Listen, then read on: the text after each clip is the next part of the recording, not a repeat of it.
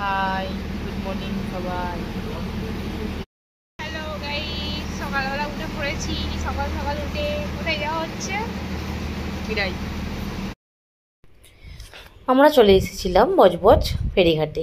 এবার বজবজ ফেরিঘাট থেকে লঞ্চে করে আমরা যাব বাউরিয়া।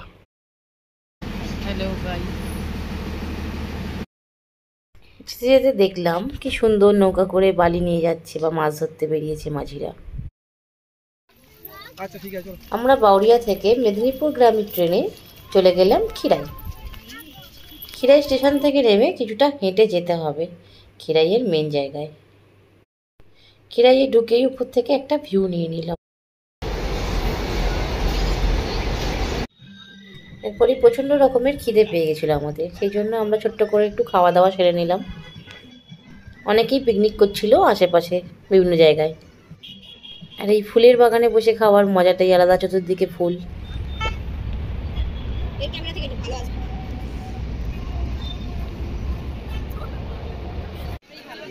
এরপর চলে গেছিলাম ফুলের দোকানগুলিতে, যেখান থেকে বাগান থেকে তুলে এনে টাটকা ফুল বিক্রি হচ্ছে মাথার এবং হাতের বেড়ি হিসেবে। এরপর আমরা খিরাইয়ের মূল ফুলের বাগানগুলি ঘুরে দেখলাম চতুর্দিকে। এই সব ব্রোকলি হয়ে গেছে। মাঝে মাঝে হয়েছে। সামনে দোকানে যদি পাই না হলে এখানে নিয়ে যাবো।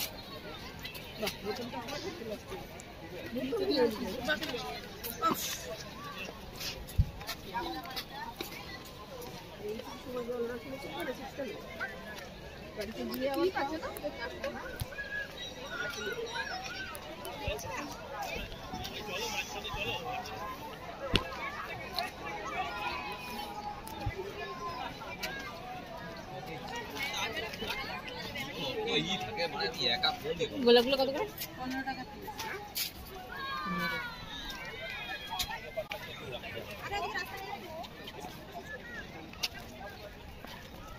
দাদা ভাই কত করে গো? 10 টাকা 10 টাকা। বেশ কম হবে না? কম হবে না?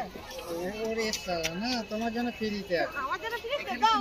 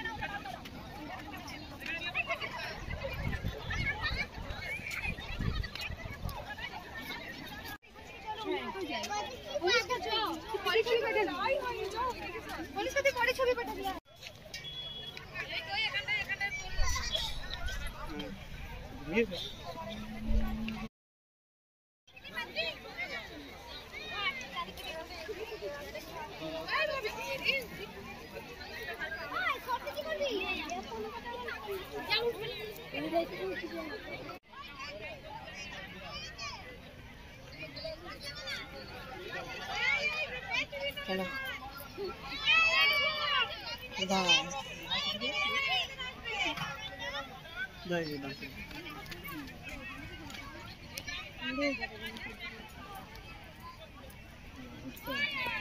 এই যে পুরো ছবি তুলতে হবে, দাঁড়াও এদিকে আয়।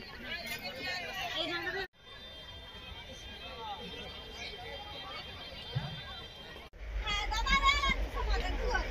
এই ফুল বাগানগুলো কি তোমরা যে দোকান করেছো তোমাদেরই নাকি? ভিতরে ওরকম অনেক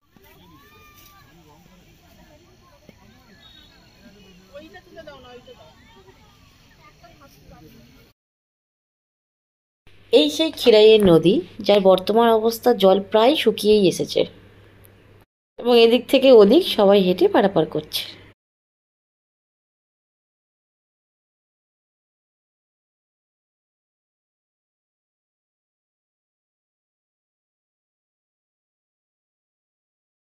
এরপর আমরা একটি টোটো ভাড়া করে গ্রামের ভিতর দিকে গেছিলাম গোলাপের বাগান দেখতে।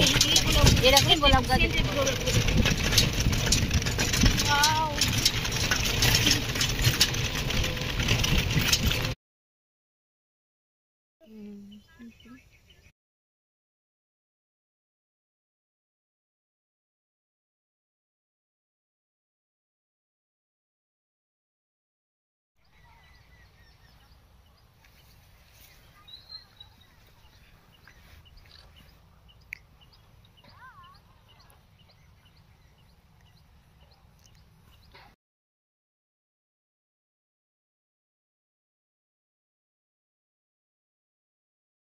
গোলাপ বাগান দেখার শেষে আমরা রওনা দিলাম বাড়ির উদ্দেশ্যে এবং যাওয়ার পথে মাঠের মাঝখানে লক্ষ্য করলাম যে কিছু প্রজাতির ফুলের রাতেও আলোর প্রয়োজন হয়, সেই জন্য মাঠের মাঝখানে মাঝখানে এই আলোগুলো জ্বলছে।